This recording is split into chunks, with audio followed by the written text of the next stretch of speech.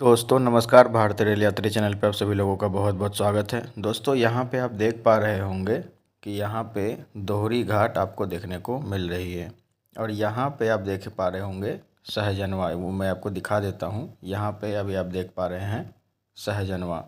ये Sahjanwa railway station है और अभी जो नीचे मैं आपको दिखाया वो दोहरी घाट रेलवे स्टेशन है। ये दोहरी घाट।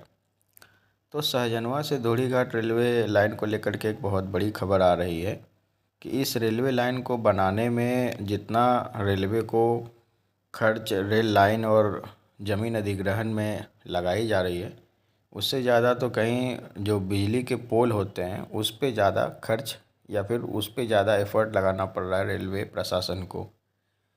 तो इसी को लेकर के जो आज जो भी अपडेट आई है वो मैं आपको देने के लिए जा रहा हूँ।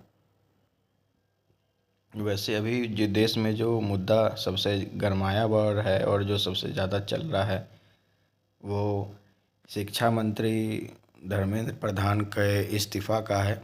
आप लोगों का इस पर क्या टिप्पणी है? आप लोग क्या अपनी राय देना चाहते हैं? शिक्षा मंत्री को रेजिग्नेशन देना चाहिए या नहीं देना चाहिए?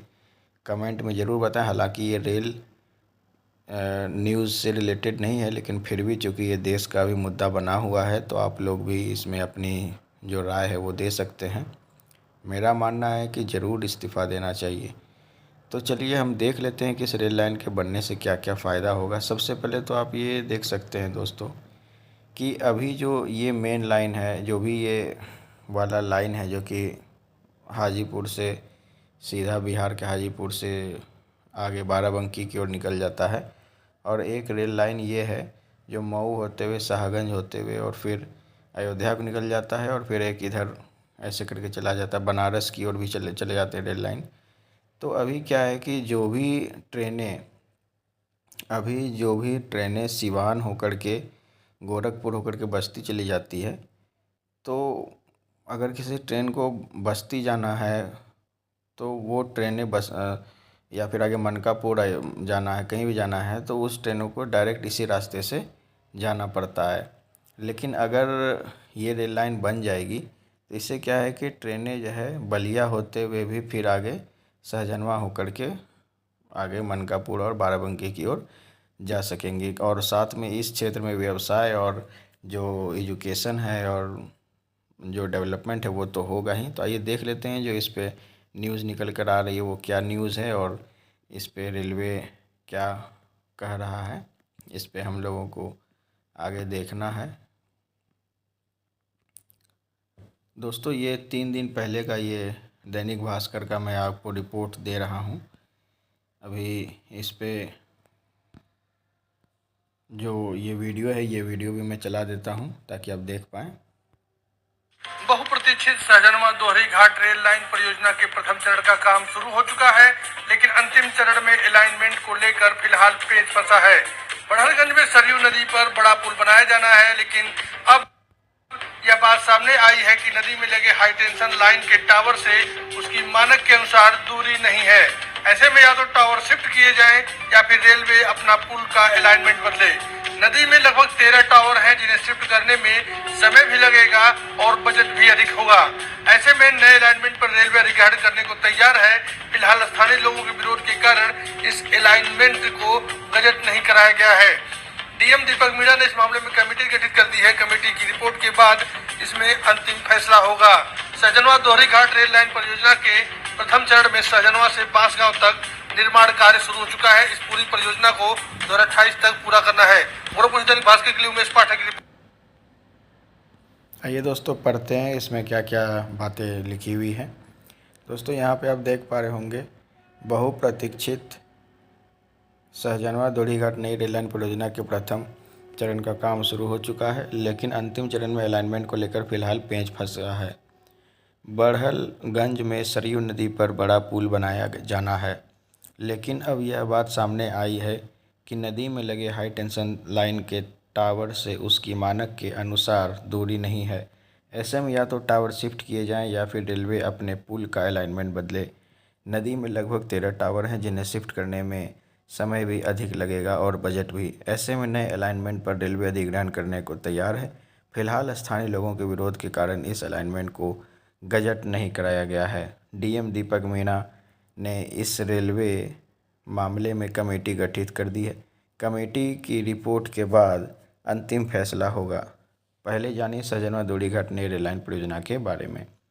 सहजनवा से दोड़ी घाट नई रेल लाइन परियोजना काफ़ी पुरानी है। कांग्रेस की सरकार में रेल राज्य मंत्री रहते हुए बांसगांव के तत्कालीन सांसद महावीर प्रसाद ने इस रेल लाइन का सर्वे कराया था। सर्वे के बाद इस रेल लाइन का बड़ा प्रस्ताव ठंडे बस्ते में चला गया। भाजपा सरकार में इस पर काम तेज हुआ। केंद्र में मंत्री व बांसगांव के वर्तमान सांसद कमलेश पासवान के समय में यह रेल लाइन स्वीकृत हुई। इसका प्राथमिक एवं फाइनल लोकेशन सर्वे हो गया। डीपीआर भी मंजूर हो गई। लगभग 81.17 किलोमीटर लंबी इस रेल लाइन परियोजना पर लगभग 12 रेलवे स्टेशन पड़ेंगे। रेलवे स्टेशन बांसगांव, सहजनवा, पिपरौली, खजनी, उनवल, बदौली बाबू, उरुआ बाजार, बनवार पार, गोला बाजार, भरौली, बड़हलगंज और दोहरी घाट में बनाए जाने हैं। नई रेल लाइन परियोजना 112 गाँवों से होकर गुजरेगी। इसमें गोरखपुर जिले के 109 एवं मऊ जिले के 3 गाँव शामिल हैं। इस परियोजना के लिए 359 करोड़ एकड़ भूमि का अधिग्रहण किया जाना है। इस परियोजना को 3 चरणों में बांटा गया है। पहला चरण सहजनवा से बांसगांव तक, दूसरा बांसगांव से बड़हलगंज तथा तीसरा चरण बड़हलगंज से दोहरी घाट तक है। पहले चरण में निर्माण कार्य शुरू भी हो चुका है। इस परियोजना को 2029 के लोकसभा चुनाव से पहले पूरा करने का लक्ष्य रखा गया है, यानी 2028 के अंत तक परियोजना को पूरा कर लेना है। अधिग्रहण से प्रभावित लोगों ने शिकायत की है कि तीसरे चरण में गजट तकनीकी कारणों से एक बार निरस्त हो चुका है। इधर बिजली टावर का मामला सामने आ गया। बिजली के पोल या टावर की लंबाई से 6 मीटर अधिक दूरी पर रेल लाइन बिछाई जा सकती है, जिससे किसी कारण से पोल के गिरने पर रेल लाइन पर गुजरने वाली ट्रेनों को कोई खतरा न हो। सरयू नदी में जो टावर लगे हैं उसकी लंबाई लगभग 198 मीटर है। ऐसे में उसके बेस से 204 मीटर की दूरी पर पुल बनाया जा सकता है। पहले यह प्रयास हुआ कि बिजली विभाग अपने टावर शिफ्ट कर लेगा, लेकिन इसके लिए विभाग ने अधिक समय लगने की बात कही। साथ ही धनराशि पर भी इस पर खर्च होगी। बिजली विभाग की ओर से मौखिक रूप से रेलवे के अलाइनमेंट चेंज करने को कहा गया है। ऐसे में रेलवे ने नए अलाइनमेंट से जुड़ा प्रपत्र तैयार कर लिया है। नया अलाइनमेंट थोड़ा और पश्चिम दिशा में होगा। इस बीच नए अलाइनमेंट से प्रभावित किसान वर्तमान मूल्य पर मुआवजे की मांग कर रहे हैं, जिसके बाद मामला जिलाधिकारी तक पहुंचा और संयुक्त समिति गठित कर मामले की जाँच कराई जा रही है। जल्द ही समिति के अध्यक्ष मुख्य राजस्व अधिकारी वहाँ का निरीक्षण करेंगे। तो दोस्तों, ये थी पूरी रिपोर्ट। आपको कैसी लगी वीडियो में ज़रूर बताएं। वीडियो देखने के लिए आपका बहुत बहुत आभार। जय हिंद, जय भारत, जय बिहार।